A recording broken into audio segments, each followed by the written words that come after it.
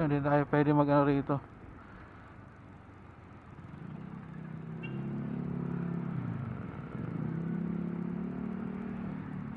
May ano kasi dito eh. May no contact apprehension na kasi dito eh. Dati pwede dumiretso dito kasi sabi nila wala naman daw manggagaling dito, walang pupunta rito sa kanan kasi pader. Kaya hindi na, kahit pula yan dati din may diretso. Ngayon hindi na sila makadiretso. Kasi nga may no contact apprehension na dito sa part na to. Ito ay Quezon Ave. Ay Quezon Ave, sorry. Ano ba to? E-road. May ano dito, may mga signage dito ng ano, NCAP. Kaya hindi na makakatagos. Dati binubusinahan pa ako diyan eh. Pag nakahinto ako.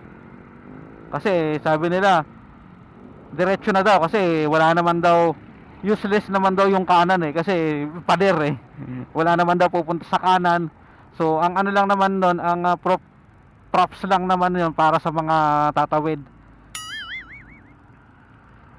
Eh ngayon may no contact apprehension, so no choice kundi huminto kasi kung mag-brake ano ka, makunang ka sa camera diyan, wala, ano ka, beating the red light ka.